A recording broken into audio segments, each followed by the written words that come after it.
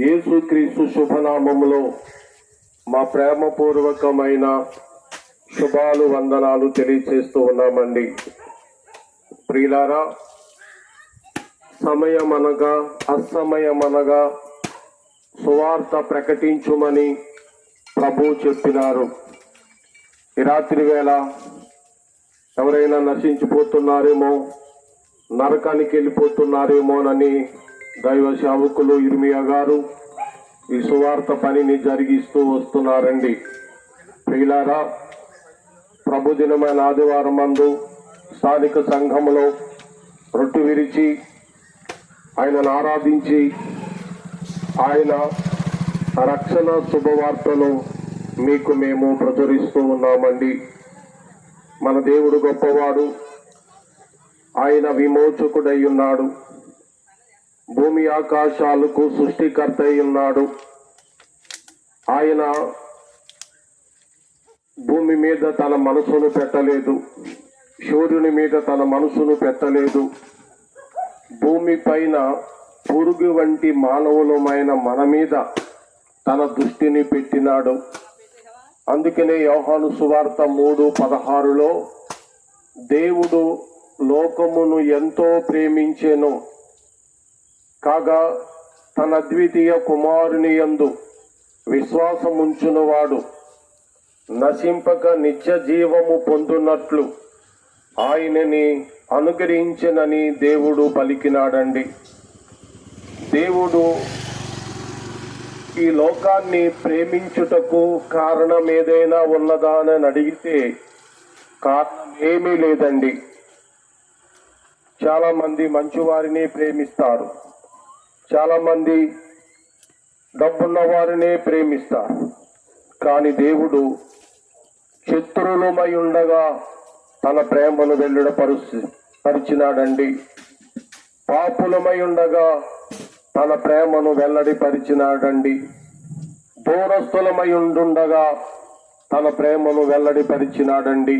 ఎట్లా అంటే, మనము దూరస్థులమని పాపులమని ఆయనకి తెలుసుండి తన కుమారుడని యేసు ప్రభువుని ఈ భూమి మీదకి పంపటాన్ని బట్టి తన ప్రేమను వెల్లడయ్యిందండి. ప్రియులారా, భార్యతో భర్త అంటున్నాడు, నీకు మంచి చీర కొంటాను అని. భార్య మురిసిపోతుంది, తీరా భర్త చీర కొనలేదు, బాధపడుతుంది. భార్య అంటుంది భర్తతోటి, నీవు నన్ను నిజంగా ప్రేమించటం లేదు అని. ప్రియులారా, మన దేవుడు నిజంగా ప్రేమించినాడు. మన పాపముల కొరకు తన కుమారుడైన యేసు ప్రభువుని ఆ శిలువ బలియాగానికై అప్పజెప్పినాడు. యెషయా 53:10 ప్రకారంగా అతనిని నలగగొట్టుటకు యెహోవాకి ఇష్టమైనన్న పవిత్ర లేఖనాలు సారాంశం ప్రకారంగా యేసు ప్రభు నీ కొరకు తండ్రి చేత బలిగా అర్పణగా అప్పగించబడినాడు.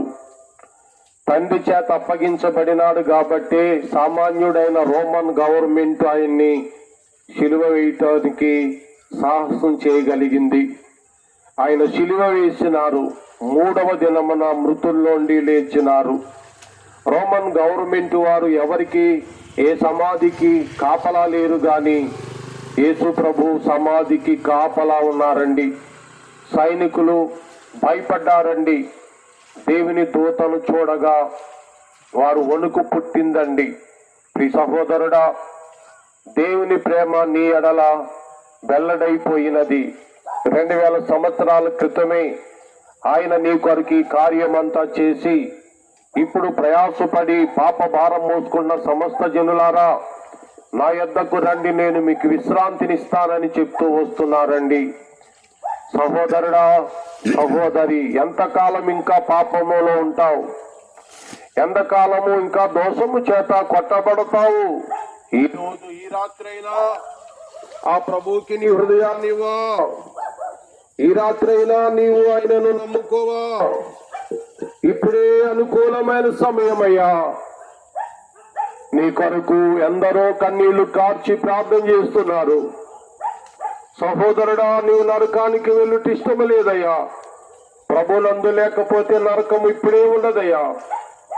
ప్రభునందు నీ ఉంటే ఎఫెసీ 2:8 ప్రకారంగా ప్రభుతో ఇప్పుడే నువ్వు నిత్య జీవములో కూర్చుని ఉన్నావయ్యా. కాబట్టి ఎంత గొప్ప భాగ్యమో చూడండి. 1992 సంవత్సరములో నా పాపములు ఆయన ఎదుట మోకరిల్లి సమస్తమును ఒప్పుకున్నానయ్యా. ఏది దాయలేదయ్యా. నా పాపం అంతా కూడా ఒప్పుకుని మనుషుల దగ్గరికి వెళ్ళి, సహోదరుడా నిన్ను నేను కొట్టాను, క్షమించుమని అడిగాను.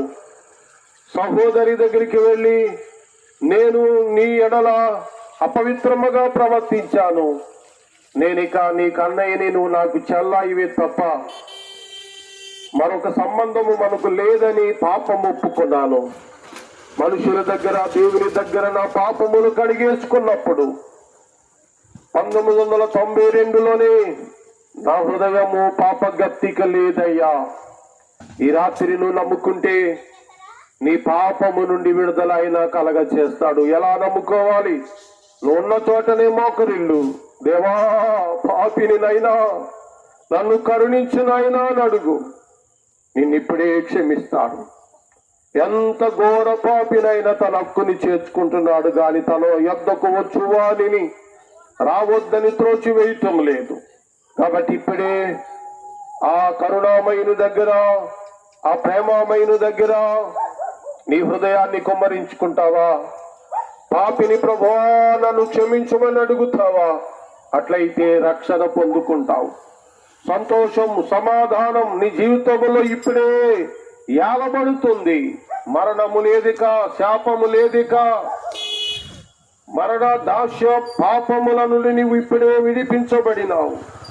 కాబట్టి సహోదరుడా, ఇప్పుడే యేసునందు హృదయం ఇచ్చి, ప్రభువా నా పాపములు క్షమించమని అడుగుము. ఆయన నిన్ను క్షమించువాడై ఉన్నాడు. ఈ మాటలు మీ హృదయములో ఫలింపజేయునుగాక. ఆమేన్.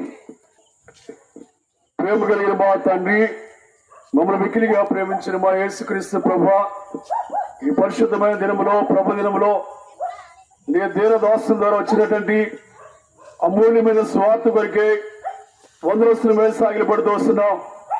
ప్రభా, యేసుక్రీస్తు ప్రభా, నీ దీనదాసులు ఈ రీతిగా ఒప్పుకుని ప్రభా నీ దినాన్ని ఎంతో సంతోషంగా, ఎంతో ఆనందంగా ఆయన ప్రభా ఈ లోకంలో జీవిస్తున్నారు.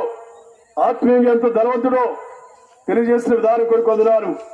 ఈ మైక్ ద్వారా వినబడిన మాటలు ప్రభా ఈ రాత్రి కాల సమయంలో బిడ్డలు హృదయాల్లో ప్రభా గొప్ప, ఓ ప్రభా తండ్రి, గొప్ప ఉన్నతమైనటువంటి అనుభవంతో మీరు మాట్లాడి వారు వివేచించి రక్షణ పడటానికి సహాయం చేయండి. ప్రభా, లోకము శాశ్వతమైనది కాదునైనా నువ్వు త్వరగా వస్తున్నావు కనుక యేసుక్రీస్తు ప్రభువు యొక్క రక్తంలో కడగబడి వారు నీ కొరకు లోకంలో సాక్షాత్మే జీవించడానికి ప్రతి వ్యక్తిని, ప్రతి కుటుంబాన్ని దర్శించండి. మీకే మహిమ ఘనత ఆరోపించుకుంటూ యేసు పరిశుద్ధ నామమును బట్టి అధునంగా వేడుకొనుచున్నాము తండ్రి. ఆమేన్. ఆమేన్.